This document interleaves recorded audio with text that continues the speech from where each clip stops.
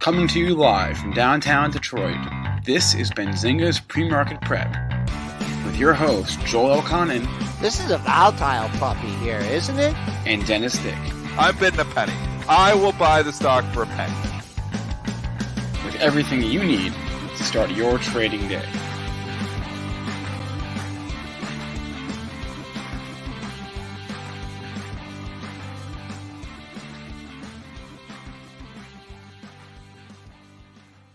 Good morning, everybody. Welcome to today's edition of PreMarket Prep. Spencer Isreal, Joel Elconin, Dennis Thick with you this morning. Hope everyone had a great, relaxing weekend because it is anything but a relaxing market this morning. Markets are in the red, but we got a lot of news just flying left and right. So we'll cover as much of it as we can. Our guest today is Tim Quast. It is Market Structure Mondays. We've got to have Tim on. He is the founder and CEO of ModernIR and Market Structure Edge. Today's show is also sponsored by Market Structure Edge. I'll put the link up on the screen right there to learn more about their platform once I find the link. Okay. That's the breakdown of the show. News. Tim Quast, 8:35, and then at 9, I'm bringing my own guest, guys. You can hang out or you can leave. Eric Balchunas, who is like one of my favorite people on Twitter in the markets. He's a ETF analyst at Bloomberg. He's gonna come on with me at 9, talk ETF. So big show today, a lot to get to. Joel, bring out those charts. How are we doing this morning in the pre-market session? All right, Spencer. Not well. We're down 33 handles. Battled a little bit last night. Got up to 39.14.5 and then completely fell apart. We have over a 50-point range so far, so that's a little bit over the 9-day average trading range. The low, 61.25. That's no big deal. We're just back where we were on February 5th. The intraday low, or the Globex low, was 38.60. No big deal. Just giving back some of February's gains. Crude, that's in the green by 60 cents at 59.86. Gold digging its way out of the bottom of the trading range. Gold is up 17.60 at 17.95. Silver's in the green too by 23 cents at 27.48. And Bitcoin getting volatile, hit 57,790. And now we're down. Well, let's call it $1,600. Let's just call it 5,400. Triple D. Do you got any disasters on your hands today? Oh yeah, there's quite a few here. Oh yeah, a little bit under siege. Anything long tech is like, you're working it, and that's not even looking at the long-term investment account, which is obviously loaded in tech. Don't look. This is an ugly day. Yeah, you don't look on down days, right? In your long-term portfolio, anyways. Can't help in my trading account. The losses are sitting in front of me, so anything tech, not pretty here this morning. So a lot of rotation. I mean, we're seeing a lot of stocks that are actually trading higher here this morning. Some of the more defensive names. A lot of news stuff. Coal's up $5 here. They got an activist in there.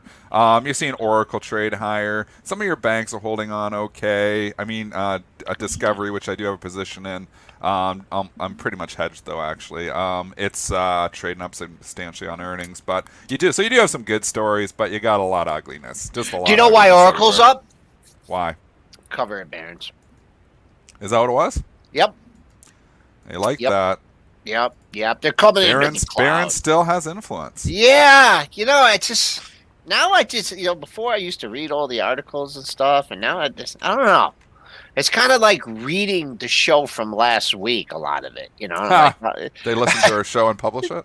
Yeah, exactly. But, Oracle's getting a pop. I see. So what do you, like, Dennis, when you wake up, you see the big red, what do you think? What do you attribute it to? I kind of caught you late on the... I don't even know. When I see the big red, I'm not going, what is it attributed to? I'm going, how do I control the damage? So I'm in damage control. I haven't had any time to really look through. I know I saw a headline, Europe is weaker or something. No, it's not Europe. Say. Well, that's what they try to say. I don't know what the reason is. I mean, we've been in the mega caps. We've been worried about them for a while, and you know what? They keep rolling over here. They're not looking healthy. It's not good for my long-term portfolio. I'll tell you that much. But the mega caps have not looked healthy here for a bit. Apple has looked weak. Amazon wouldn't go up, and now it's starting to go down. So, I mean, there is weakness in the mega caps. A lot of money hiding in those places. We know it's moved from mega caps to speculation. If it starts coming out, and it's been coming out of speculation, you think maybe it's going to go back to mega caps. Maybe it's going to come out of everything.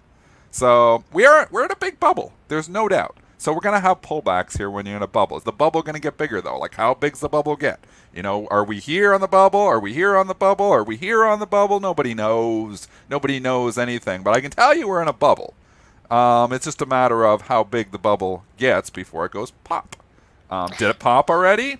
On some stocks, it definitely has. Like we were talking about SunPower last week. I mean, you're talking about a stock that's 55, it's 35.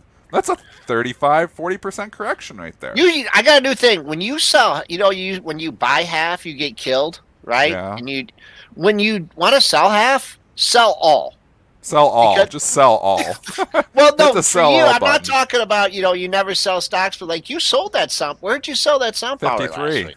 53. Yeah, I mean, you can't get much. I mean, it went higher after that. It went to 57. I sold it early, I think. I was like, right when those 4 or 5 days from January, when the short squeeze was happening, I was squeezing this too. It felt like upside capitulation. So I sold 80% of the position. I literally just kept a small 80. piece. Oh, that's good. I sold good. a huge chunk of SunPower. Good. And that was a good one. I mean, I bought it at 8, and I sold at 53. Oof. So it's crazy. You can't, those are good gains. I mean, you can't argue with that one. They're not all like that. I'll tell you that much. It's one of my better ones because I normally sell too early. I get up 100%. I usually sell half. Play with the house's money.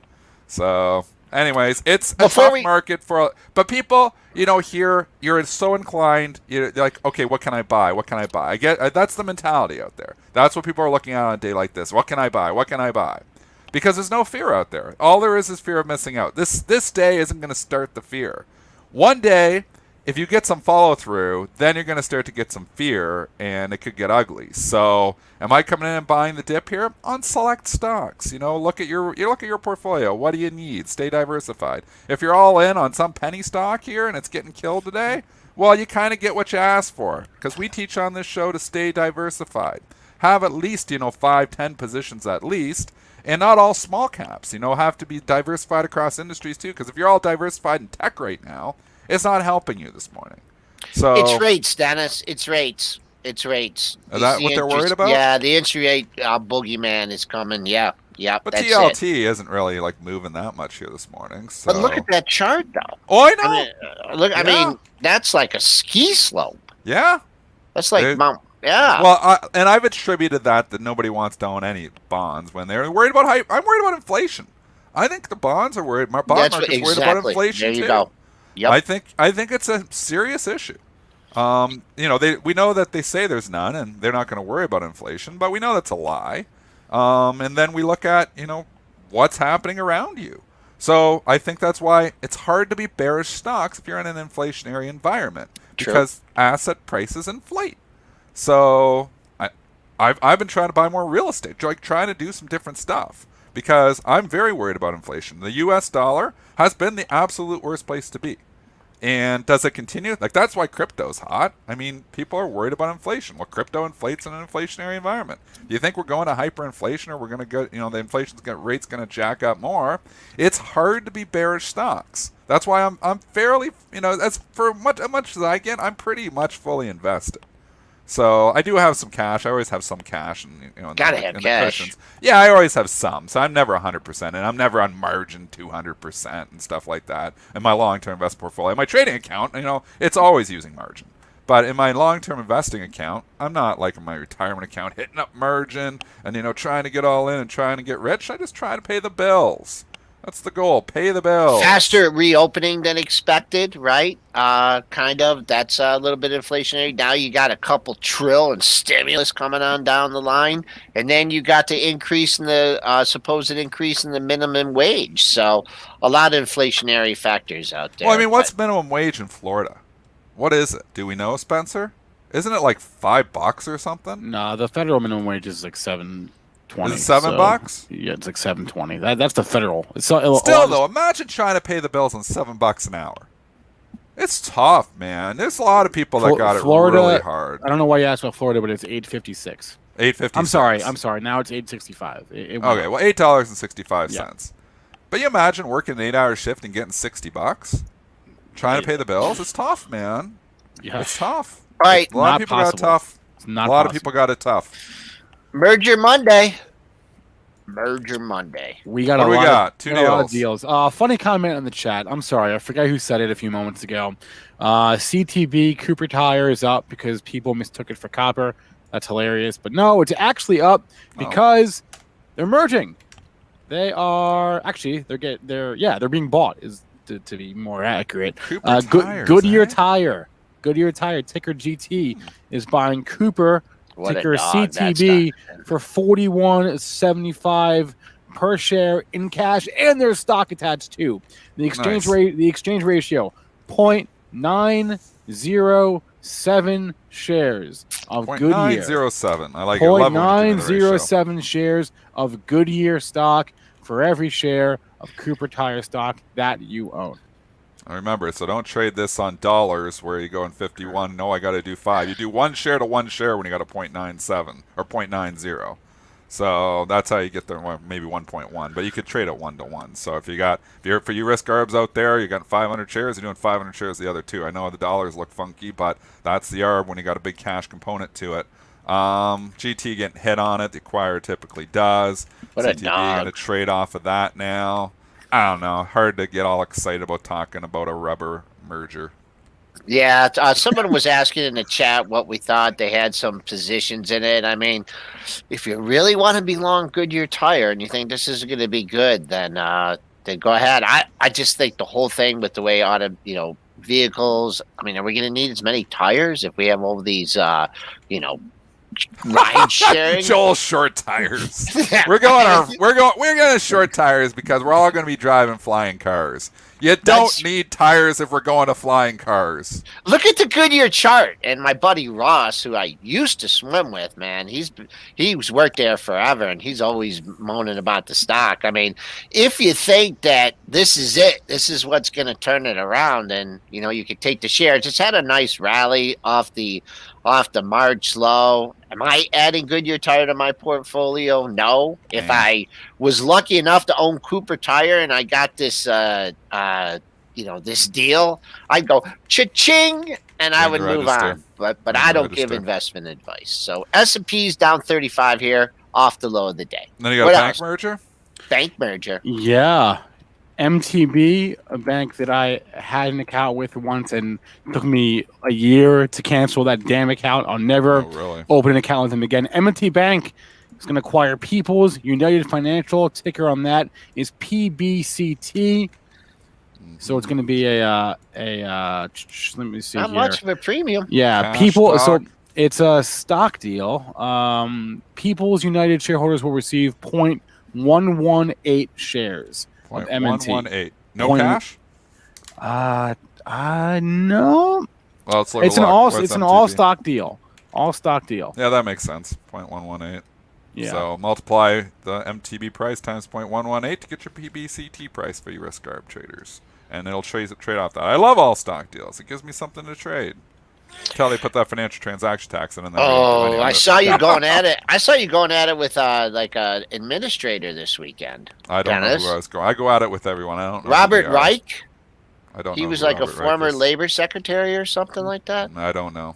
Was I going at it with him? Not in Canada, he wasn't. I went at it with a few people. I forgot. You wouldn't know that. People that are just promoting the financial transaction tax blindly and saying, why wouldn't you do this? What's the reason not to do this? Oh, liquidity maybe? Oh, market maker exemptions? Because, it got brought up, and we're going to talk about this with Bill Hartz here this week. And Tim, we mentioned with Tim a little bit too, but Tim's got some other stuff as well, and Bill's going to be in on this too. But just, they're saying, and it was brought up in the hearing. Well, Hong Kong has one. They don't have any problems. What do they have in Hong Kong? A market maker exemption.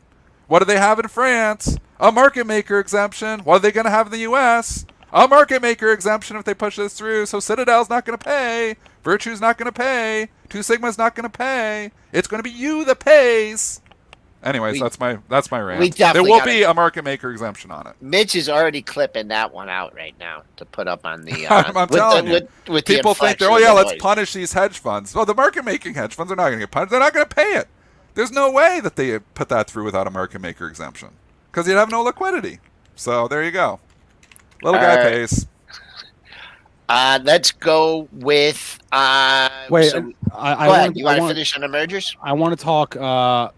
Okay, or we can. You go through some of the SPAC deals too if you want. Yeah, That's what he was gonna do. there's a. Well, I was actually going to go to RCL because their earnings were just out. Oh yeah, Okay, yeah. let's go. Yeah, they always report after 8 o'clock or around 8 o'clock. It seems like Try so. to screw us on the show. RCL adjusted EPS, they lost $5.02 per share last quarter, That which sounds actually is pretty good. better than people thought, better than estimates.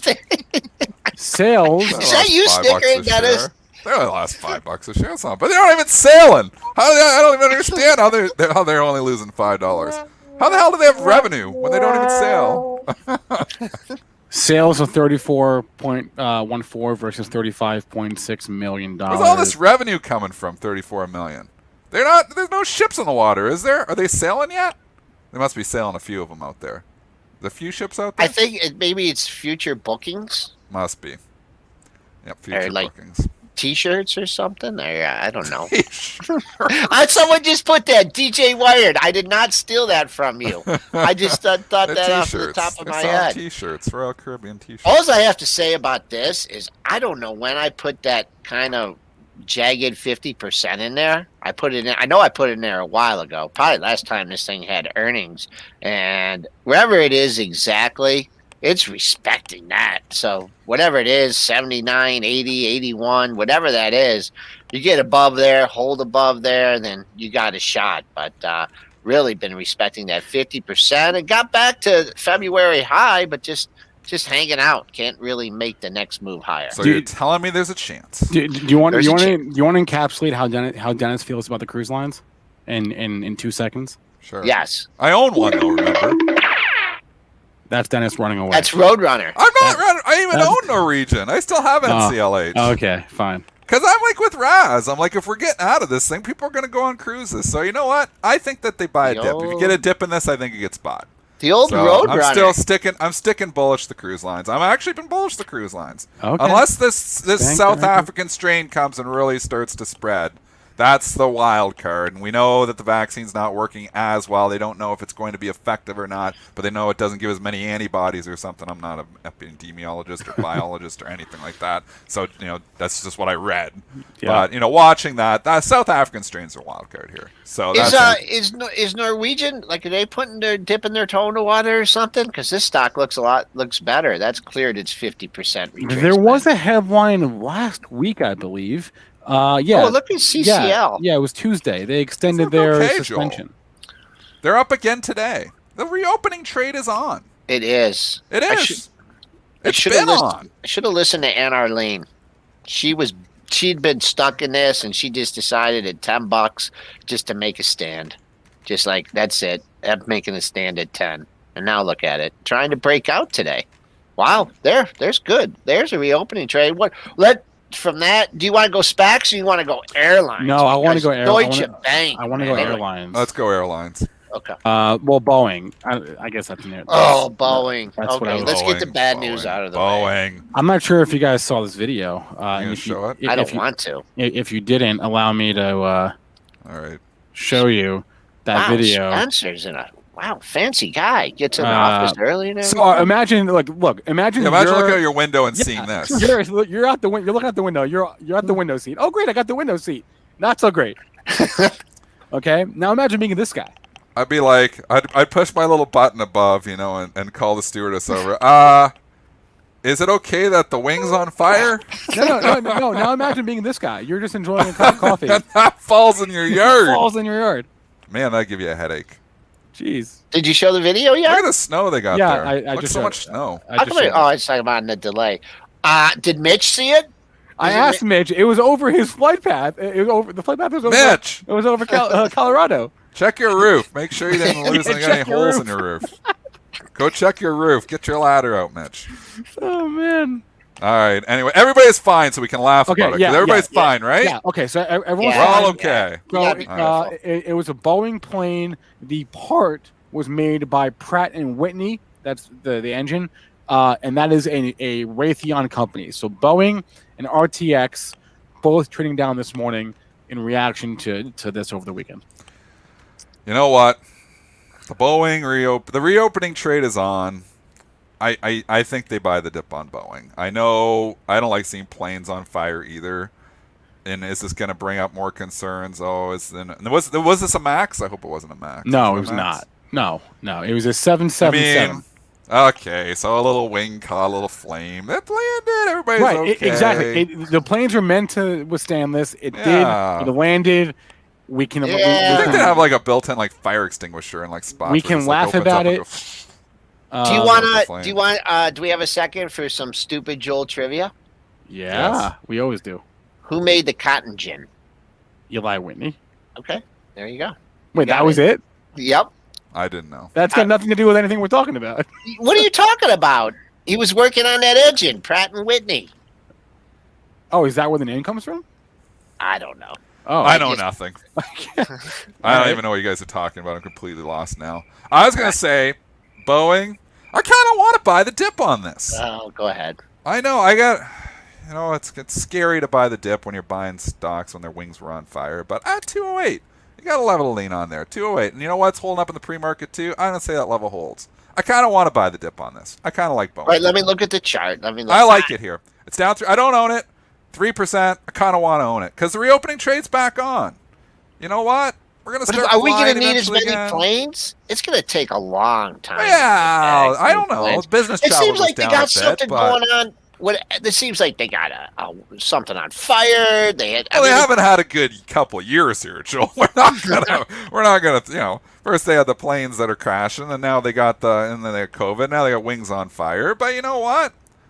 I don't mind the chart, and I think the reopening trade's on. I think people are looking at this saying, "I've been wanting to get Boeing. Here's a little dip."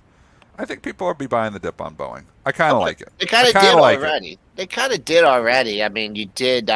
On the initial news, you did get a little dip to, what was that, 207 maybe? 207.22. Do you have anything on the dailies?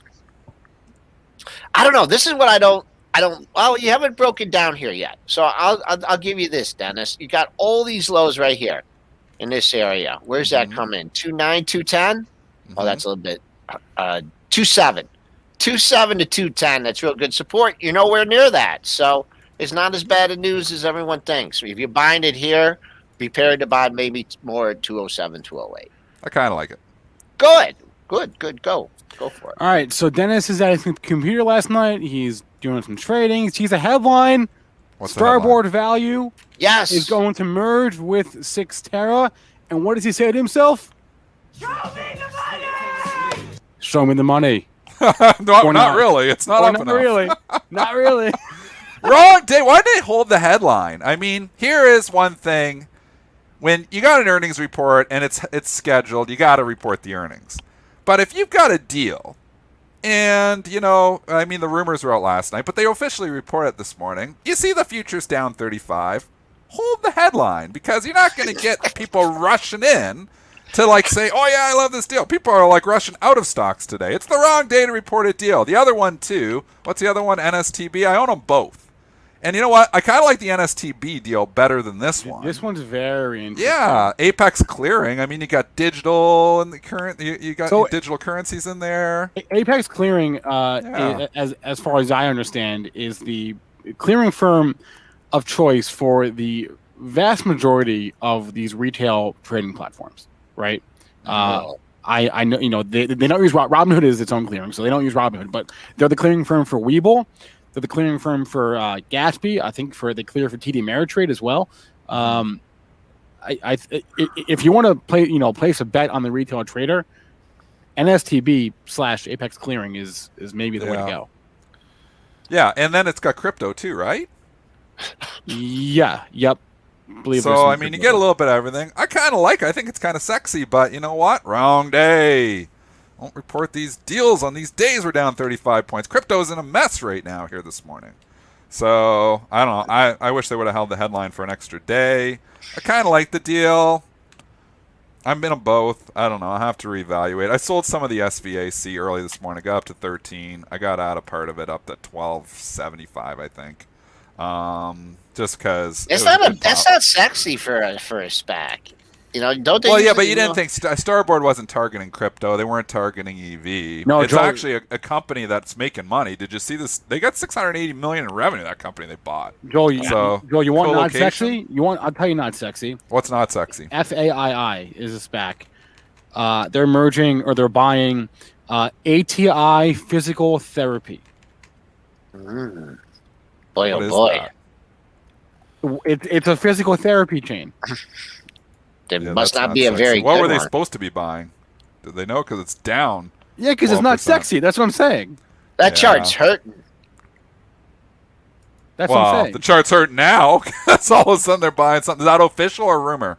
I think it's official. I hope someone got that in the chat because you guys didn't get it. They're buying a That one's physical hurting. therapy We get place. it. We get it. I didn't even hear what he said. He said it's hurting. Oh. Yeah, here, Joel. We got all these sound effects. Yeah, man. We're like, All it's right. like CNBC all of a sudden. That's what I spent my weekend doing. I don't know about you all, but that's what I spent my It's weekend kind of doing. fun. I like the sound FAII, that effects. deal is official. All right. So. So they don't like that one either. So I Yeah. don't That's know bad. if I've traded this one, Fortress Value Acquisition. I own a bunch, but I don't even know if I own this one. I don't think so, but Hopefully not. I hope not. I hope not. But anyways, this is one of those days where if you're reporting deals, they ain't giving any forgiveness on anything today. So I know it's a Monday. Maybe they like to report these things. Again, I'll just say to the SPACs out there, if you're running a SPAC and you got a headline that you want to announce a deal, you see the futures down 35, hold the headline till the day the futures are up 35. You'll get rewarded better. So that's my tip to the SPACs. Is that your based on your marketing and public relations Yeah, sure. education? What? I don't know. Why do you want to agree report with a deal with down 35 handles? This is Man, not the these- day to report a deal. I tell you, silver and gold are hopping here, man. And they're trading up a storm here, and they're both trading green. Gold a little bit better, but man, they're hopping. Gold trying to get back into the 1800 handle. Defense. Market playing defense. Yeah. Well, Yep. I mean, Bitcoin's off. That's good for. Where's They Bitcoin? had me shaking last week. They had me Wh- wh- shaking in the gold. Where's gold Bitcoin? market. Not where it Yeah. was last night. I'll tell you that. Where is it now? The futures are at 53,000. They're at almost 58,000. Oh, so we're last leaking night. here. It's risk off. It's risk off Monday. You know what? And I don't want anybody complaining to me that's long Tesla because I gave you guys plenty of warning in Tesla about that 780 level. So if anybody's stuck long Tesla, I don't want to hear Just about cut through it, eh? it. Yeah. It's been Yeah. sitting here hanging. There, you know what? The tech all doesn't look healthy. That's why it's hard to just come in here and say I'm going to load up tech. Because, like, obviously a lot of us have a lot of tech. I have a lot of tech as well. But coming in here and saying I want to get a margin, I want to be buying tech. I mean, the dips have been rewarded. Maybe it's the play, but the charts on a lot of these aren't healthy looking They were bad anymore. before. Well, they've stopped going up. I mean, that chart on Tesla. I mean, we've been in this uptrend, relentless uptrend for a long time. This could be consolidation to just go higher, but you got a nosebleed valuation, and you got a lot of people sitting on a lot of profits. So maybe it's time to shake us out to like the 600 level. Maybe that's time. It would still be way the hell up from 600 isn't absurd to think about on Tesla. I mean, that's where it was in December. So, but that's 160 points down from where it is now. So it's not absurd to think that you could get a pullback into that area. Do you get bearish Tesla, start shorting it here? It's tough. It's tough to short stocks. They just find a way to Tough bounce to short back. this one. But Yeah. I don't know where it's going on the downside, but I know that it has absolutely no chance of upside until it gets back over 780. There you go. So I'm not. Why be a hero trying to buy them when they're going down? This is what I've done wrong a lot of times, in my swing trading, my long-term investing, is you're trying to catch the falling knife. You're saying, okay, it's a big enough dip, it's going to come back. And in a bull market, all the buys work. You're not being, it's not maybe that you're trading well. It's just that all the buys work in a bull market. You get into a little bit of a sustained bear market or a good correction there, and then that stuff's not going to work as well. So it's been the environment where buy the dip has just worked on everything. I don't know. Like right now, I'm just a little bit concerned. Again, though, going back to the original thoughts, if you think hyperinflation's coming, then you probably are buying the dip on stocks because they probably continue to inflate. I don't even know where you draw a meaningful retracement here in Tesla. I mean, because you had 400 maybe, 400 and 900. That's easy. 650 that would come in if you want to do a 50% off. That was the split move, right? when it blasted off of Yeah. 400.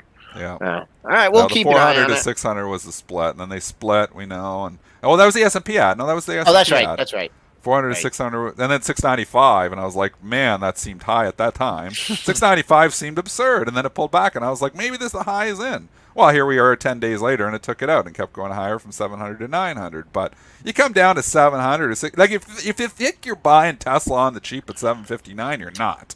You're not at all. So you just got to, if you're buying it here, you're just saying the bull market's continuing higher, and Tesla's going to be a big part of that. I Real can't quick, argue with that. It could happen. But Tesla's so nosebleed. I got burned in 1999. Tesla will not ever, at these prices, go in my long-term portfolio. Never. It wouldn't go in at 400, 500, 600. I mean, I've been wrong the whole time. I'm not putting it at 759. So Sold puts once. yeah, those were good. Well, I've traded it. I trade Tesla all the time. Day trade it, swing trade it a little bit. Just in my long-term investment account, like people saying I'm going to put Tesla away here at 759. It's tough. I mean, and when I put something in my long-term investment portfolio, I need the fundies too. I don't put stuff in my long-term investment portfolio that's trading, like at ridiculous levels, because I did that back in 1999. And I watched, stocks fall 80, 90%. And could that happen again? It could. Now, is Tesla going to do that? I don't know. It's such a storied stock. It's hard to be bearish the stock, but I'm not coming in here and investing in it at 759. I want to. Well, first of all, we have a sliver of that in one portfolio. I would like to get rid of it. You wanted to get rid of it. Lisa's held you in there. You wanted to get rid of that for the last 400 points. I think 350 pre-split or something like that. Pre-split, Joel. Like, I ain't out of this. Lisa wouldn't let you. We follow Lisa. Lisa knows. She's good at trading these bull markets. Anyway, real quick. Sid Stead, I doubt that's your real name. He's asking what I look at for my indicators for the market going up and down.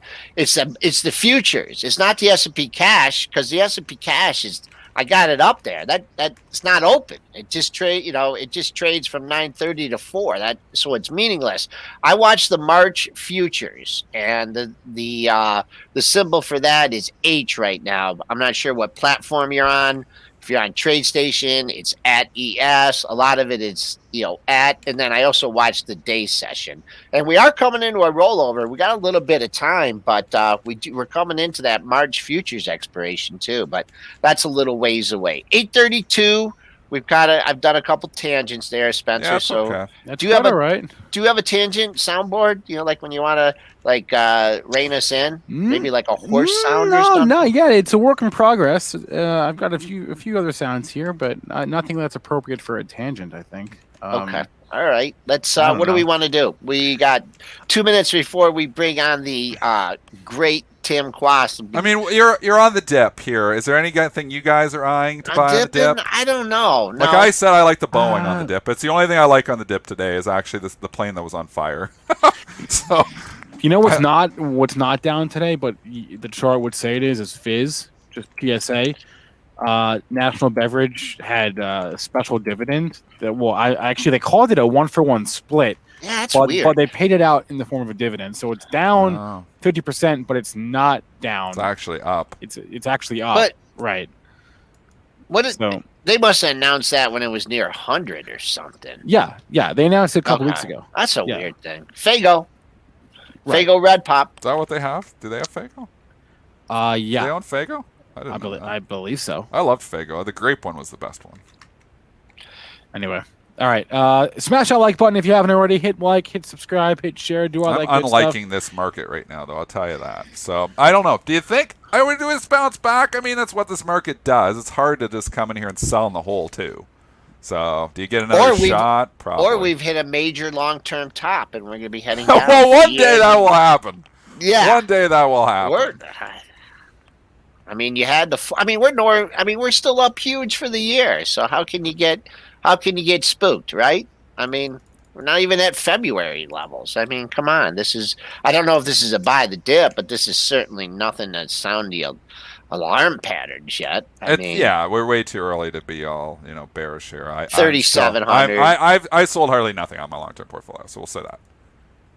In the last little while, I'm still sticking, not fully bullish though, but stay diversified. It'll be okay. We will do tickers. Hopefully. We will do ticker time after our guest, but I want to bring him on right now. Tim Quast. He is the founder and CEO of Market Structure Edge. Joins us every Monday for Market Structure Monday. Tim, how we doing? I need to make that my ringtone on my phone. It's such a good Well, beat. thank you, Spencer. Good to see you. Joel, Dennis. You guys look happy. Not really. We hide it well. We're never I'm really sad inside. Never Well, I was listening to your comments there in the last couple of minutes, and Dennis, about your feelings on the state of the market. Yeah.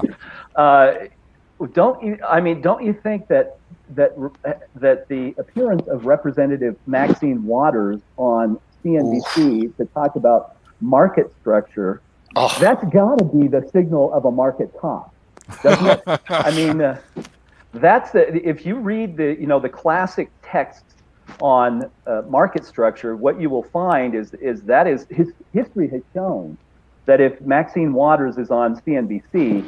On Squawk on the Street, that you should hedge for downside risk. I believe that's what it That would have been a good thing to know last week.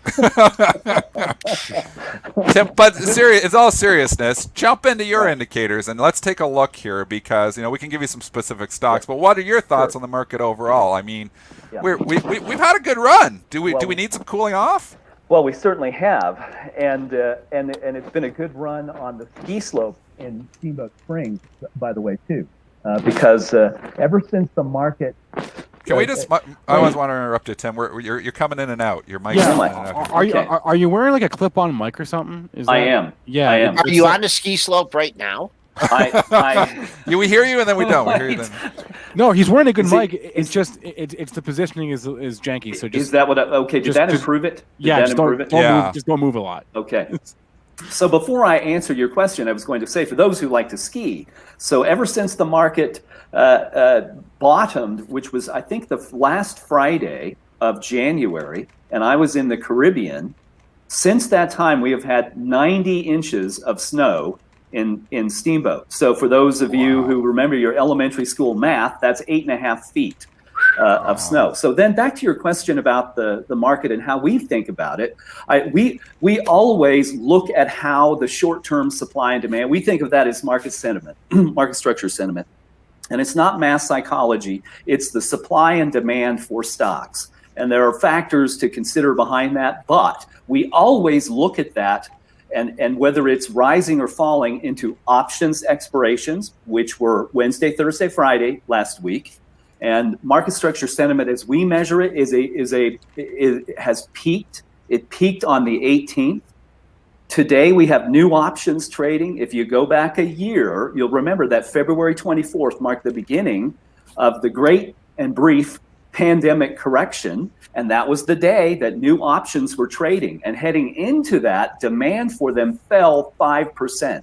And so that was an immediate indication of risk in the marketplace. And we look at the amount of trading volume that comes from what we describe as risk management. Those are trades tied to derivatives. And believe it or not, they're 18% of the market. So if you have a sudden deterioration in the belief of future prices for things like low volatility trades or options or futures, 18% of the market cap can vanish. We don't see that here. There has been a decline, however. There was about a 0.5% decline in demand for options. And then Friday is a big futures contract expiration. In a month. Exactly, used by trillions of dollars of passive money to true up tracking. And I think there are a lot of tracking errors in the market. So if you put this whole soup together, what do we think? Well, I think it's going to be very difficult short term for the market to reach new highs because of those factors. We'll see. I'm wrong at least half the time. but 50% of the time, it works every time. Right. The good news is that market structure sentiment is very reliable. I mean, it's prices are volatile and sentiment is not. That's the good news. So. Okay, we're going to jump into specific stocks then too. Can you do some specific stocks and jump into your indicators? Yeah, We've been talking Tesla all morning. I want to get what your thoughts here, looking at your indicators here with Tesla, because stock has just been kind of hanging out here for a month, leaking slowly. Now we're down $20. It's taken out the lows of the move. Joel's been concerned about the 780 level. We're piercing through that this morning. What are your thoughts here on TSLA? So let's add that, and there's another thing that Spencer, I was thinking about after you and I traded notes that I want to talk about, because this idea of short squeezes has really dominated the discussion. So I'm going to add Tesla here. By the way, traders, you can go to Market Structure Edge and do exactly what I am doing for free. Just go try it. You don't need a credit card or anything. You can set up a portfolio and do exactly what I'm doing here. I added Tesla to this portfolio, and I just want to go look at sentiment. Notice it's 1.8. So here's Tesla. Market structure sentiment is 1.8. It's a 10-point scale. So it's way below 5. If it's above 5, it rises. If it's below 5, it doesn't. And it's very statistically and significantly true. So, and the sentiment trend is down, and it's 56% short. So if you want to buy Tesla, you want these things to be the opposite. You want this to be up, and you want this number to be below half of the trading volume. So, and you can see these things coming. So if you look at the sentiment, here's where you should have left. Right here, when the sentiment begins to decline and short volume rises above trend, just leave. You may miss a little higher low here, but you're going to avoid all that volatility. And look, what day was that? This would be, so the optimal time would have been about the 20, let's see here, what is that date? Looks like right 20th? here. 22nd.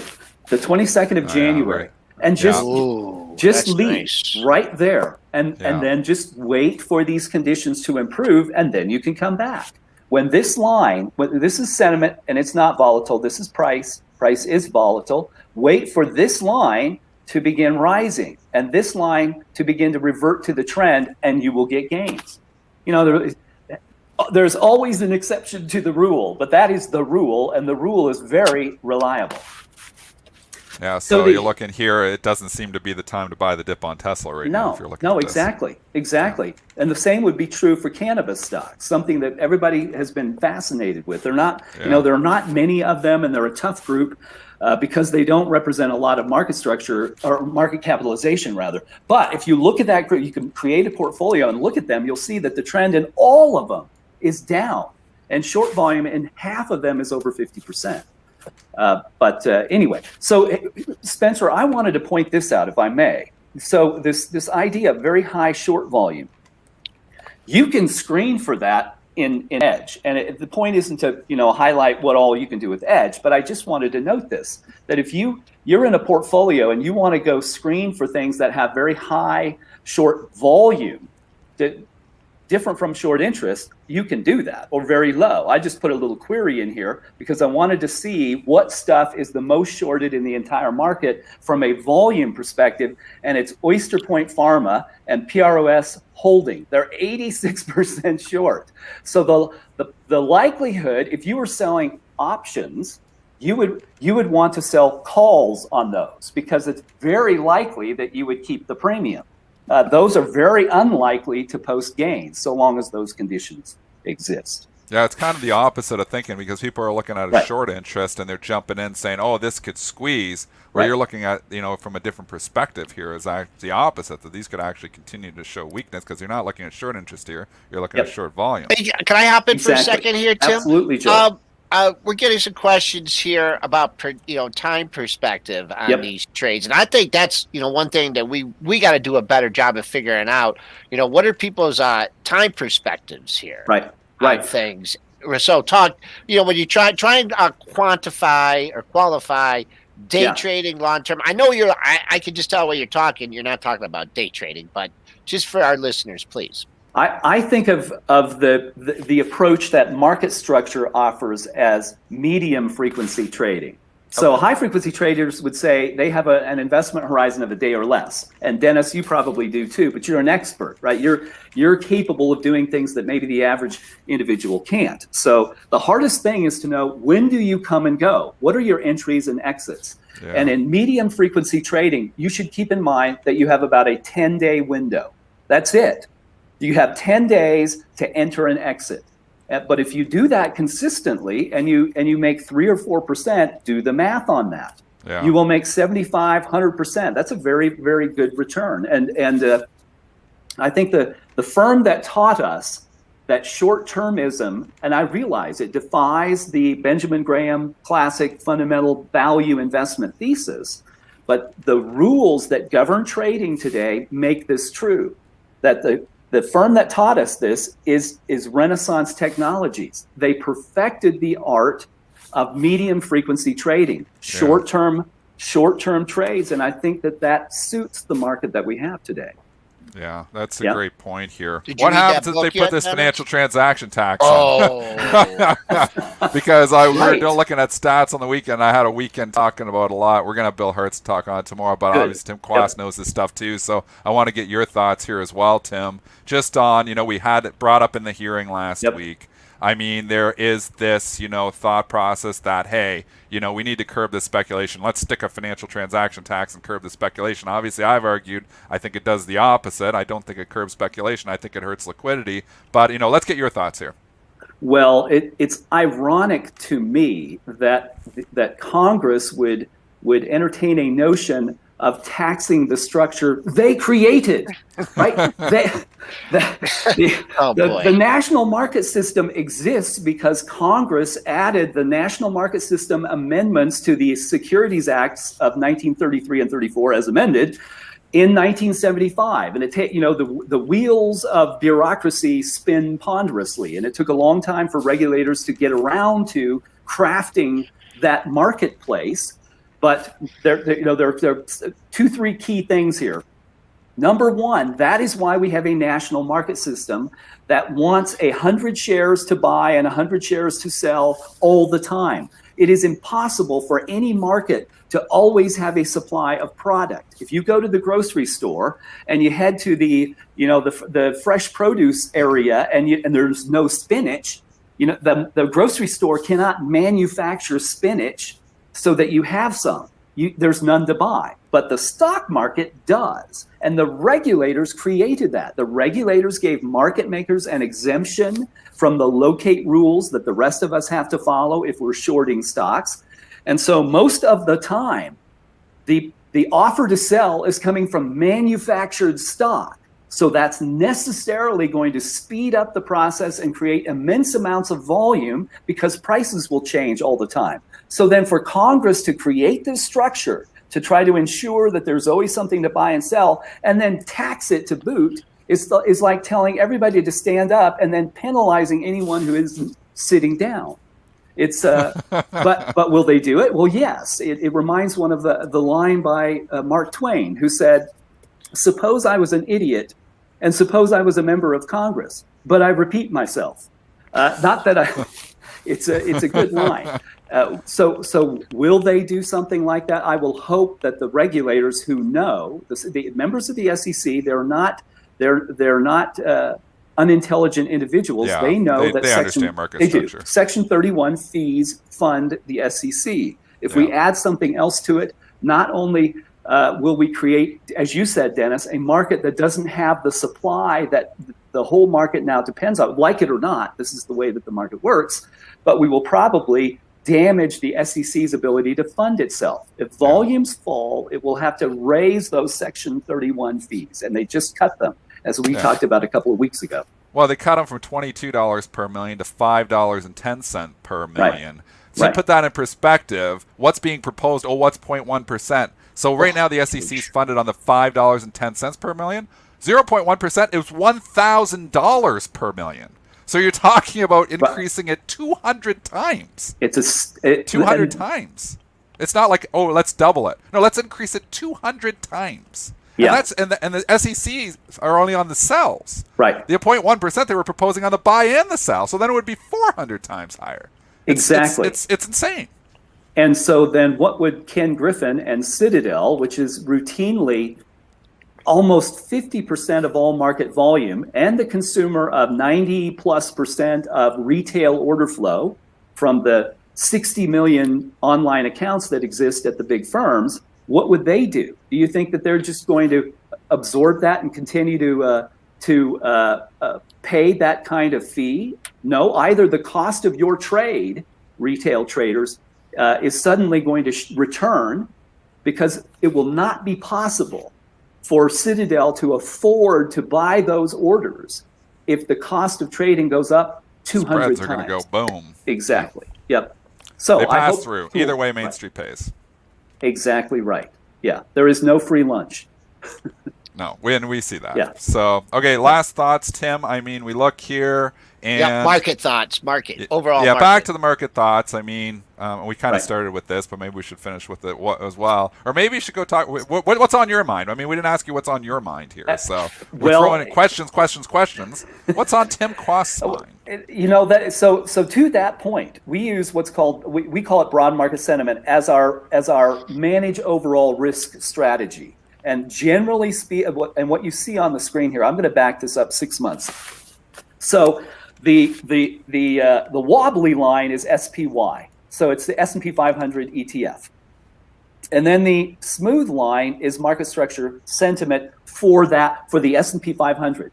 We're not taking the index, but we're taking the 500 stocks that comprise it, and we average that data. And so it is very consistently true that when that line is, when market structure sentiment is over the red line, the market stops rising. It doesn't always mean it will fall. And when sentiment goes below the green line, the market rises. Well, where is it now? Well, it's way over the red line. So from a broad risk management perspective, short term, we would tell people, you want to cut back your exposure in the market until this line bottoms and begins rising again. So how long will that take? About 10 days. That's what we think at present. Huh. So not buy the dip. No, I mean, it's Not by good the to dip look on at day the- one. Yeah, exactly. That's right. This is the only entry point the market has really given it full scale, where you can say, oh, I'm shoving all of my chips in. We almost had one at the end of January. Got all the way to that green line, and it would tell us that stocks are going to rise. But now there is clear risk, at least for 10 days, just for 10 days, that the market is really going to struggle to rise and probably pulls back. And so you want to avoid that. That's our view. All right, Tim Quast is the founder and CEO of Market Structure Edge. Also, ModernIR joins us every Monday for Market Structure Mondays. Tim, we're getting a lot of people in the chat, or maybe it's the same person, I don't know, who keeps saying that you look like Tim Allen. So Tim Allen, who runs a market structure website. Really? Not the guy from Home and what was it? Home Yeah, Improvement. that's the guy. Is it? Did you get that? Yeah, yeah. That's what he's saying. You look like. So I guess that's a compliment. Yeah, well, he's saying I'm getting old. That's because Tim Allen and I are both getting old. Maybe. All right, He's Tim. a Detroit. He's a Detroit guy. Isn't Yeah, he? Oh, he is. well, He's there a you Michigan go. guy. Yeah. Well, he's All got right. to be a good fella. Tim, thanks a lot. We to see appreciate you your guys. time as always. Thanks, Good Tim. luck again. Thanks, Tim. All right. Hat tip to Richard Judge, who just dropped us a 50 spot. Actually, no, Nice. it was $49.99. Nice. Yeah. We're going retail prices here. Yeah. But thanks to a make it lot, look a little smaller than the tip. Richard Judge. We appreciate that. Thank you Yeah, so we love much. tips. Also, we No, got Ring the tip bell. We need the tip for your sound no effects. Ding, Bitcoin. ding. It was Ding, dollars. It's not. It's no. dollars, not Bitcoin. it's not in Bitcoin, Joel, but we do have We like dollars. 2,600 people watching the stream right now, and only 300 likes. We gotta get that like number up, guys. Oh, All Please right, don't I like liked us. you. I liked Come our on. show. I did Maybe. it. I liked our own. You know what? show. Let's talk. Let's talk. Well, we've gone 54 minutes and we haven't mentioned who Dennis has his biggest crush on. Uh-oh. I don't Kathy know. who that Wood. would be. Kathy I wanted to Wood. talk Kathy. Yeah, well, Yeah. let's You know, see. one of the down days, Kathy's stocks don't work that well. All right, so she did do some buying on Friday night. She or did. Friday day and announced Friday night. Into it. I'll go Yeah. through the list. I have it in front of me. Okay. PayPal. And this is all getting hammered this morning because tech is off this morning. So she's not getting rewarded for these buys. Viva Systems, VEEV. Small one, that might be up. Oh, yeah, it is up slightly because of Kathy. The small ones still get a lift. CMLF, slight lift in that one.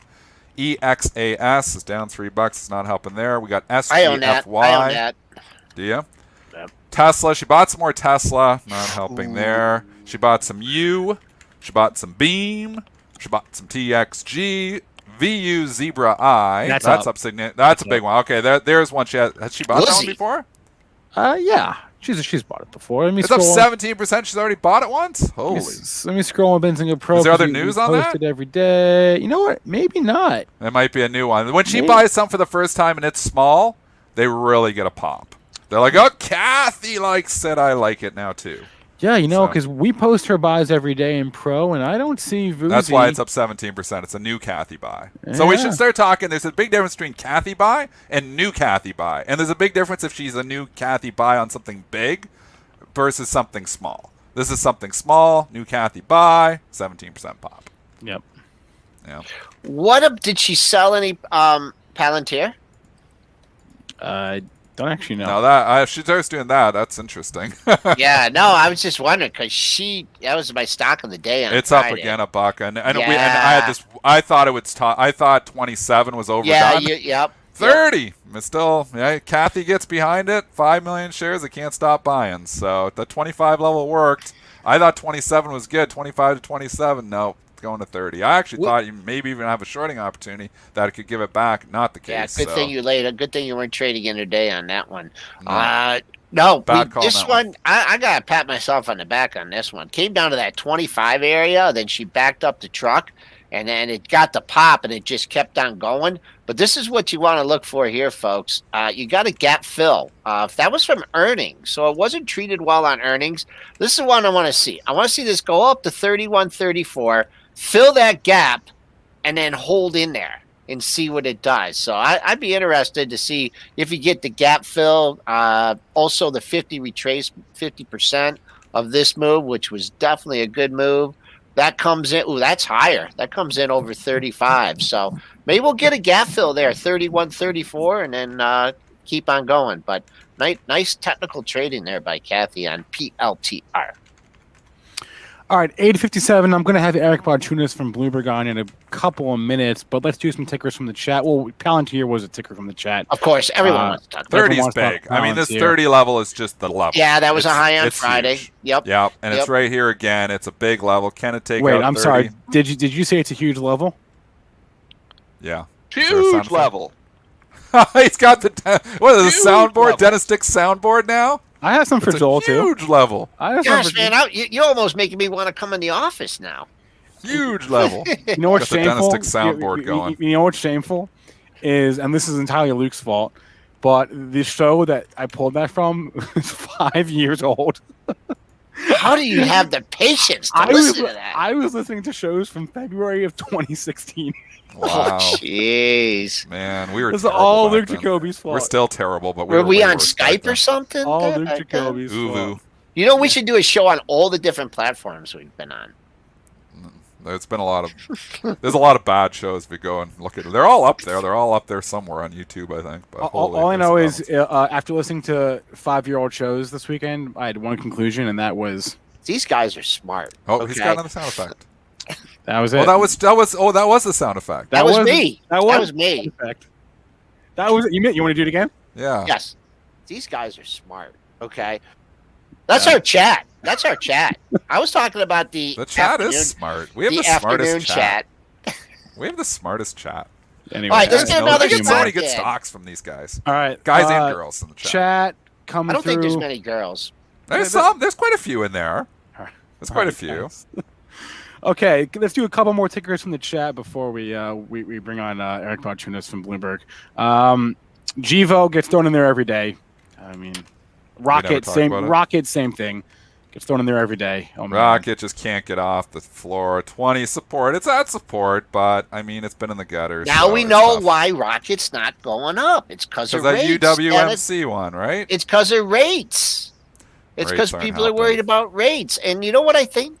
This Redfin, are they getting into finance? I thought Rocket did a deal with them. Or was that with Zillow? I don't know. I can't figure it out. If it's rates, but these stocks are really taking off. I don't know. We'll see. It's not going anywhere. Okay, though. let's go 3 stocks next 3 minutes, and I got to go. Oh man. Wait, we don't got 3 minutes because we got a guy coming on from Well, he can wait. Bloomberg. Okay, Apple. Let's go. Apple. It's broken. The I've been chart's talking broken right now. 126, 127. I've been Yeah. talking about that for a month. Yeah, I don't like the chart right now. I'm long at those stuff. Oh, this is big support here. Don't Yeah. take this out, baby. Not liking the chart. I 126. think you wait on Apple if you're looking to get in. CCIV guys, we discussed that like an hour ago.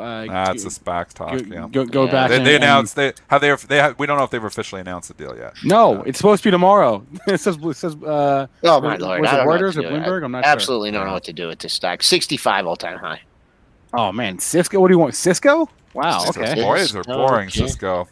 I don't like Cisco either. Next. I don't like it as a stock. I don't like it as a company. It's fine. Okay. Consumer staples. KO. Coke. Coke. Oh, you went to all the boring ones. I'm going to take over. It's boring too. All this stuff is. You know what? These kind of stocks, if we start to get a sell-off, could actually get some money into them. So they've been out of favor because we're all after the quick buck. The quick buck's not working right now. So today may not be a bad day to nibble for a day trades on staples. But, we'll see. So someone that's backing up the truck at like 50, 80, but we backed away from there. It's good value there. It's just been out of favor. All right, Square has earnings tomorrow. Square. Oh, Square. Let's see here. And this will be the last one, and then I'm bringing Eric on. If you want to sell near the all-time high before the report, go ahead. There you go. Not a bad call. All right. My next guest, guys, I'm going to nerd out here for a moment. Eric Balchunas is, like, hands down my favorite Twitter follow on financial Twitter. He is a senior ETF analyst at Bloomberg. Joining me now, Eric, welcome to the show. Thanks for coming on. It is seriously a pleasure to talk to you. It's nice to be here. By the way, nice job on the Rocky. Are you in Philly? No, you're in Philly. I'm in Philly. No. That's why you see Rocky stuff all over the city, so I feel like I'm at home looking at you. No. I listen. I listen to your podcast. I follow you on Twitter. I feel like I know you, even though I don't. This is awesome for me. Eric, you've been tweeting a lot about the Bitcoin ETF that debuted last week in Canada. Let's talk about that. Give us some stats. Put that in perspective, because the first day was pretty wild, wasn't it? Yeah, I mean, wild is an understatement. We expected interest. Obviously, it's a Bitcoin ETF. But you have to understand, Canada is a very small market, and you can't really get this ETF unless you live there. I mean, there's some other ways to get it if you have a brokerage there, but largely this is going to be Canada investors. So we thought, okay, there'll probably be some interest, but it traded more than the most traded ETF in Canada. So it would be like a Bitcoin ETF launching here and trading more than SPY. That could never happen. I mean, normally a new launch is lucky to get, I don't know, we'll say 5 to 50 million in volume. And this thing traded about 250 million, and that's in Canada. So if you do the math, that's about $8 billion in trading. And the flows, which obviously there's nobody selling it at that point, so those are all buys. So that volume is just pure buy orders, and it did convert to almost $500 million in flows in 2 days, which again, translating to U.S. value would be, it's almost a $10 billion ETF in U.S. terms if you proportionally compare it to that market. And who knows if this is just a quick week of crazy buying and it settles down. I don't know, but those numbers are off the charts. For Canada, it blows away the biggest launch there ever, and it would have been a big deal here. And it just shows that if there's an ETF that comes out in the U.S., my God, it's going to just it'll be interesting how fast and how quick it gets to, say, $10 billion in assets. Could be a couple days. Well, even though BTCC, that's the ticker, it trades in Canada, it does trade in both U.S. and Canadian dollars, right? It does. So there's two tickers. So one's for USD, one's for Canada. The Canada one had the majority. Okay. The other thing that's interesting, by the way, is just if you look, there was another ETF approved called EBIT, the Evolve one, and it got approved where it launched 24 hours after the Purpose one. And I mean, it got like 1 million. I mean, it barely got any action. And that just shows you the importance of being first to market and why they've spent tens of millions probably in the U.S. with lawyers, SEC, working with the SEC, prospectuses to try to get out first. And now there's probably going to be about, 10-ish issuers who are jockeying to be the first one out here. And I don't know what the SEC is going to do. It's going to be very interesting to see who they pick, or if they approve all at once. I don't know. Do you think this year is a reasonable time frame? I do. We have seen a history of Canada being first. They're just more liberal, the regulators up there. And so time and time again, when Canada's first, like let's look at the last example, the marijuana ETF. Yeah. They let HMMJ out first. MJ came, I believe, about 8 months after that. And so we're going with about 8 months. Now, there's a lot of technical, legal details I won't get into where our regulatory guy thinks it'll be longer. But I just think once the SEC, like let's say this ETF starts rising and all of a sudden it's like one of the top 5 biggest ETFs in Canada, which it could happen in like 2 weeks. That's how fast this is moving. I think they're just the issue will be forced, and all that stuff they worried about in their rejections, they're just going to get over. And the market forces, they'll just be like, all right, and they'll tell the issuers, we're ready to do this. And all that time, it'll all just be sped up. That's my guess. But again, this is a wild guess. I don't know. So I'm guessing maybe late September if I had to pick. All right. Deutsche Bank is upgrading the airline stocks this morning. Maybe they're watching what's happening with jets because you've been tweeting about this as well. It is an inflows machine, right? And then I also got the personal life indicator where somebody from my life called me this weekend and asked me whether tell me, explain jets to me, explain the jets ETF to me. And I was like, oh boy. So tell us about jets. It is just an inflows monster, right? Yeah, and compared to Cathie Wood, I heard you talking about Cathie Wood earlier. She's an inflow monster. Yeah. This is like a mini-me version of ARKK. I mean, we're talking $3 billion. But what's fascinating about Jets is it took the $3 billion in after falling 50%. So in March, April last year, normally these theme ETFs or these shiny objects, as we call them, only get money when the performance spikes. Right. This one was the opposite. They bought in. You can see that dip down. They bought in April, May. And remember, Dave Portnoy started to become, all over FinTwit, and he was like putting out videos saying, we fly in this country, and so Jets was basically being looked at as a proxy for the reopening or how overstated Fauci was being, and so it became like a way to stick it to the man, and so a lot of people were buying Jets probably too early, but ultimately they were right, and it's up 76% since May, which is when Buffett said he was selling, and the flows were very good. They took in 70 days straight of flows, which is the third most of any ETF all time, and the only non-Vanguard ETF in the top 10. So this was just I compared it to Linsanity when Jeremy Lin took over the country for a couple of weeks there. This is the equivalent of some bench player coming out and just like schooling Kobe. It just was like, wow, what's going on here? So that's why we gave it so much attention. Although it kind of like moderated a little bit in August and through October, November. And I started pulling back. And that's when Cathie Wood took over and ARK blew up. And so Jets kind of got moved to the back burner. But it's still an interesting story. Wait, but so how are the flows now, though? They're pretty good. Let me just pull up a chart real quick. I don't know if they've taken any. It was not as insane as it was back in the summer. Yeah, they're okay. Like, I mean, yeah, they're coming in. They're not. They're just. It's like $70 million, 2 million, 0, 0, 0, -5. It's more like normalized a little bit. Back then, it was all inflows for 70 days straight, which is crazy.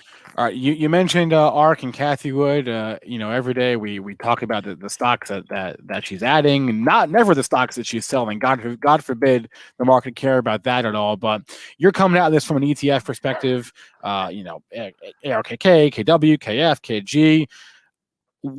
What will stop this train? It's a good question because, she kind of reminds me of the currency hedge craze of 2013. DXJ was the way to sort of go long Japan, but hedge out the currency, and it just crushed. And it built WisdomTree up, and the DXJ got to about $18 billion within about a year and a half. ARK has done that, but now it's surpassed it a little bit. But unlike DXJ and other ETF crazes that we've seen, Cathie Wood is a human being, and she has emotional connection with a lot of her investors. You guys talked earlier about, I love this, the Cathie buys versus Cathie new buys. Yeah. It's just, there's actually apps now, like about what she's buying, and you can buy merchandise. I mean, this is a different situation. It's almost like a DXJ meets the Rockstar portfolio manager of the 90s. And we haven't ever seen that kind of come together. So I would say that a long year, 12 months or more of bad performance where the drawdowns like 40% would probably knock out a bunch of the performance chasers who have come in. That said, I still think she has a core of fans who are going to be in here for a long time. And we saw evidence of that in March. In March, she was down 37% in a month. That's a pretty steep, quick drawdown. And she saw inflows almost every day. I mean, it was like Vanguardian in terms of just defying the move down. So I think some people at the first leg down are going to look at it as a buying opportunity. And so you're going to have a nice support. But if, I don't know, some crazy black swan event happens, it could be tough. The other thing that she's vulnerable to, in my opinion, is some kind of a regime change to small cap value, where if small caps and value start working, we actually looked at that. When that happens, she'll actually do worse than almost every single quadrant. Well, hasn't that been the case though? Well, right now everything's working. I'm just saying if like small cap value works and then growth and large caps actually start to severely lag, it would have to be more extreme than it is and for longer than it is. But every time we've seen this kind of move to value, it's always been very short-lived and weak. Yeah. And we'd have to see one where everybody's mind changes and it's not a head fake or some kind of false, I guess something that's just longer and more psychological for people in the market. Do you have the insight as to who is buying or who owns the ARK funds? Is it mostly retail driven, like these flows? Is it hedge fund driven? Do you know? Yeah. So if you look at her flows, I'd say on average, about 80% will be retail and 20% will be advisors or even hedge funds. I did see one hedge fund on Twitter saying he's going to start to short ARKK, because don't forget, ETFs you can short. So now you can short a manager that you think is just too lucky or too good or whatever. So we're going to see a lot of volume in ARKK. That's what's interesting to me. There's a lot of flows coming in, sure, but the volume in ARKK, every day you look at the most traded ETFs, ARKK is in the top 10 now. It's up there with GLD, EEM, and that's people selling and there are some people shorting. And so it's going to be interesting to watch her ETF play out during a bad stretch. You may see some hedge funds try to come in and short. You've also seen some hedge funds, I think, what they're doing with ARK. You guys talked about the Kathy. You guys looking at the stocks she trades. They're probably going to start buying the stocks that are the least liquid that she owns the most of. That's where the flows would have the biggest impact, right? And then they may short the bigger stocks where the flows have the least impact in order to sort of like isolate, sort of like a market neutral capacity trade on the ARK ETF. So you may see hedge funds do some interesting things, because we looked at some of the stocks that ARK has owned. And before those flows came into ARK in like November to December, these stocks didn't trade that much. They all jumped by like 10 times in volume and they stayed there, even though ARK has only made up a tiny fraction of that volume. So she's producing this crazy buying and speculation around any stock that she gets a large position in. So the ecosystem that she's creating around her is going to be interesting. And there's some people saying, this could be rough if there's outflows. It could be like a downward spiral instead of this upward spiral. And that's why this whole thing's so interesting. It's like watching someone on a high wire. You had a good interview a couple months ago with the prior manager of the Janus 20 fund, who was kind of like the hot mutual fund of the .com bubble. And with that in mind, how sustainable is this?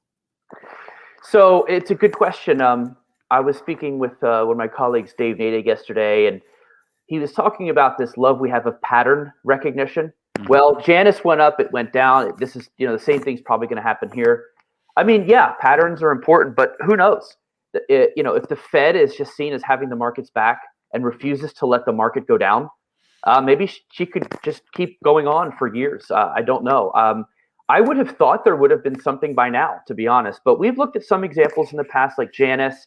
We looked at the CMG or CGM, I forget which one it is. That was a focus fund in the early 2000s. That one also had a similar 900% gain, and then it crashed in 2008.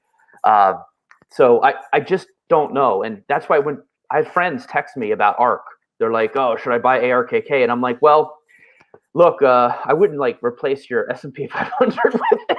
Yeah. And I would also tell you she's up 900%. So just know you're buying something that's already done that. And just warning people, but I would have said that, 80% ago too. So that's why I try to caveat that with, I just have no idea what's going to happen. But I will say there's a chance that if this sort of market continues and the Fed is seen as backstopping things, and there's just this, I don't know, the risk and fear is just removed for a while, it's possible that she builds like a new Janus. I mean, she could be like the premier active fund manager, because you have to understand a lot of the big old active shops that we know, Janus, Fidelity, a lot of their assets are mirage assets. They're just because the market went up. They've seen tons of outflows. Her assets are organic. They're all built sort of the hard way through getting new investors in. So she's built up a real legitimate active fund shop.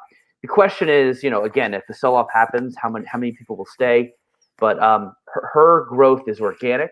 Most every other active shops is market return asset growth that offsets and overcomes outflows, which is not organic and is not going to last as well, I think, in a sell-off.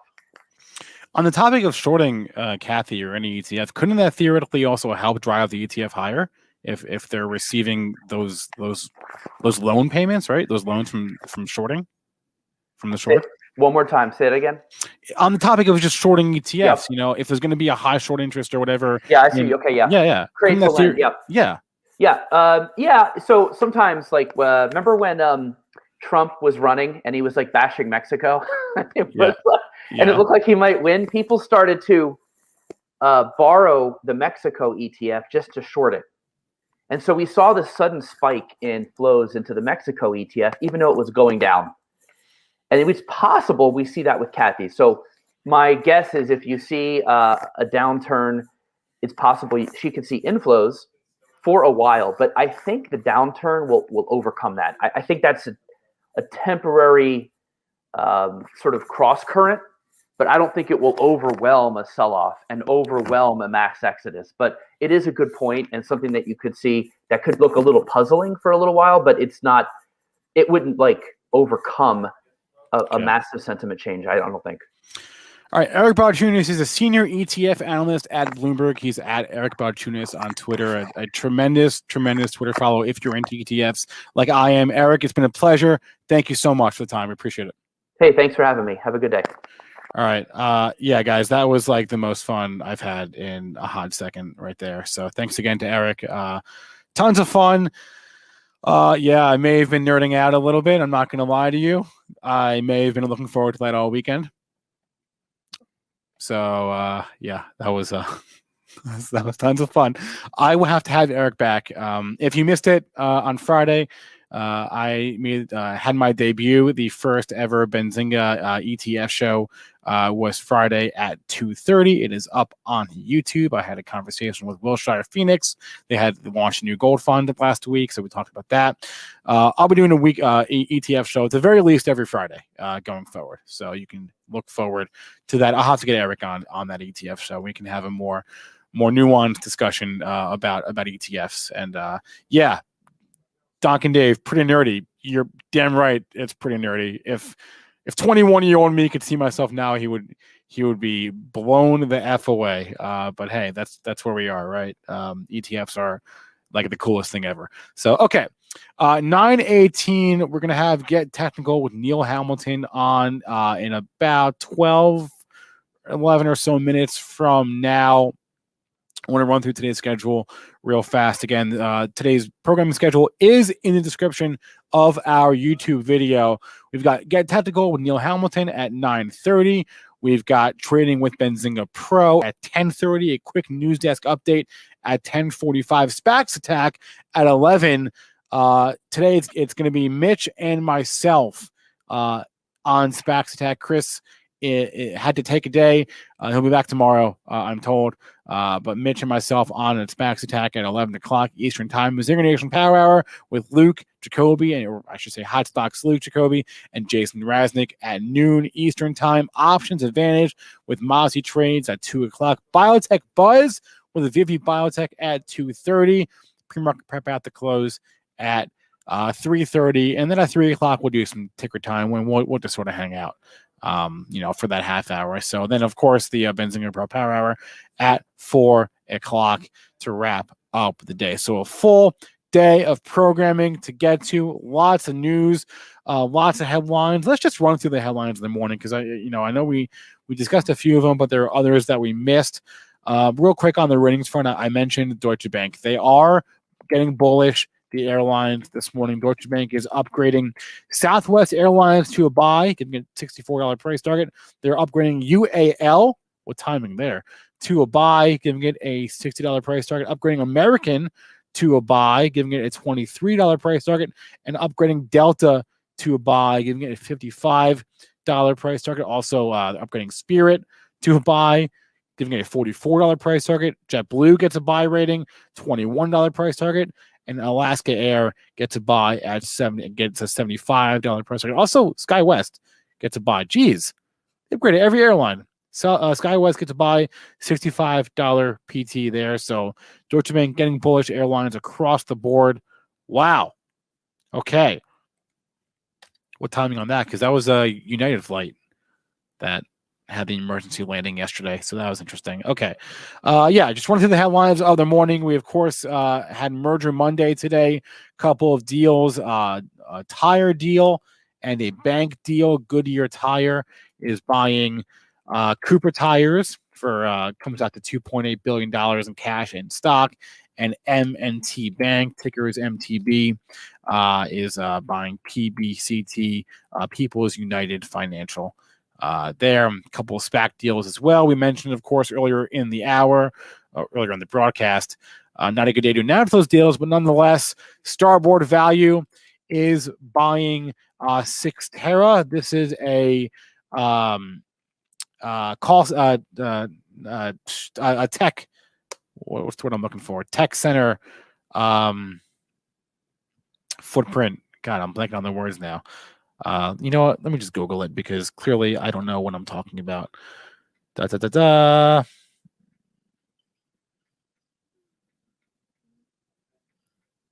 Yeah, retail co-location and interconnection services. So call center, basically. They own the real estate. They own those. So that's going to be SVAC, which of course Dennis and I are both long. It's his fault. I am long. So if you're mad, don't be mad at me. Be mad at Dennis. NSTB. This one is super interesting. Northern Star Investment. We'll discuss this more on SPAC Attack, but they're buying Apex Clearing, which provides the clearing for a lot of retail brokers. They used to do Robinhood before Robinhood made their own clearing services, but they do clearing for Webull. They do clearing for Gatsby. I believe they do clearing for Public. They do clearing for TD Ameritrade, I believe. So that's a way to trade the retail trade. If you want to, buy or go long retail trading and retail activity in the markets, NSTB is a way. Like you can do it by, buying the retail brokers. There aren't that many anymore, right? You can buy IBKR, you can buy Charles Schwab, but NSTB is now going to be a way to get exposure to that trade. So that's very, very interesting. And the timing is interesting too, because we just had sort of all this market structure chaos in the form of the GameStop and Robinhood. So the timing of this deal, very interesting. It's a very large deal, right? They're buying Apex for essentially what comes out to $4.7 billion of enterprise value. So this is a big, big deal. They also do have some crypto exposure. Thank you, Jonas, for reminding me of that. So I'm going to be watching. I don't own NSTB, but I will be watching this very closely because it's a very interesting business, especially in the context of the GameStop chaos and the clearing and the DTCC and all that chaos there.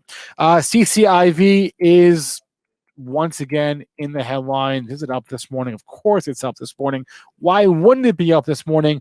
Report over the weekend from Bloomberg that a deal with Lucid Motors could be announced as soon as Tuesday. God forbid they announce it today, right? God forbid. Let me pull up a chart there, CCIV, so you can see what I'm seeing. I'll zoom in. There we go. There's my chart. You can see it up, Jesus, up $9 this morning. My goodness, guys. Wow. You know what? Chris Kotche had a great tweet. I want to read Chris Kotche's tweet on CCIV from the other day. I have to find it first, though. 1 second. Here we go. This is a tweet from our own Chris Kotche. And I'll read reminder. This is from Saturday. Reminder for everyone: if CCIV deal gets done at $15 billion, that is based on shares at $10. There is a huge premium built in, and the company will be valued at over $60 billion already. Also, CCIV will not own all of the company. So Chris is long CCIV, but just please be careful on these SPACs. And on the SPAC note, if you didn't attend the Benzinga Bootcamp Saturday, you missed a great show. Mitch was there. Chris was there. I was watching. I was not there. I was there in spirit. But you can find that recording. You can buy that recording by going to benzingabootcamp.com. It was SPACs and options focused. Highly recommend that. Those guys put on a great show. It was a full day of content. Tremendous stuff. So thank you, XII in the chat. Thank you, Popcorn89. Appreciate that. Next time, I hope I get invited. Well, Neil was there. Maybe he'll invite me next time because he was invited and I was not. Okay, 9:26. Got 4 minutes until the open. 4 minutes until get technical. Looking at the biggest movers in the morning. We haven't talked about downside yet. I mean, we talked about the market being down, but as far as individual stocks, biggest movers on my list as far as downside, there's OTIC. Autonomy is down 50% in the pre-market this morning. They announced results for a phase 3 clinical trial in patients with Meniere's disease, and it did not achieve the primary endpoint. So OTIC getting cracked on that this morning. I mentioned Fizz. It is not really down 46%. They had a 1-for-1 split paid as a dividend, kind of strange. So it's actually reflecting the split, not down by half. EBIX is also down 41% this morning. Looks like they actually reiterated their positive guidance for the year. Had a press release talking about their cash equivalents, their gift card business. Don't really know what's going on with EBIX. They got a pull up a chart so you can see what I'm seeing on EBIX. Ouch. Was it earnings? No, it was not earnings. Interesting. Back to my movers tool. On the downside, Just Energy, JE, also down 31% this morning. I mention the movers tool all the time. I use this tool every single day. It is the first thing I look at when I sit down at my desk just to see what's up and what's down. And that's how you find news, right? That's how you find news. Because you just see, oh crap, a stock's up big, or crap, stock is down big, find out why. That's it, right? So JE down this morning. It looks like the continuation from last week where they delayed they delayed financial filings. Oh gosh. You never want to see that. Delaying filings. Oh geez. Not what you want to see. MoneyGram had earnings this morning. MGI down 20%. Their earnings beat, their sales missed, and their Q1 sales guidance was light. MGI, let's pull up that chart. Yeah, boring stock. Down $2. Big deal. How's RCL doing? Kind of holding steady. Not doing a ton.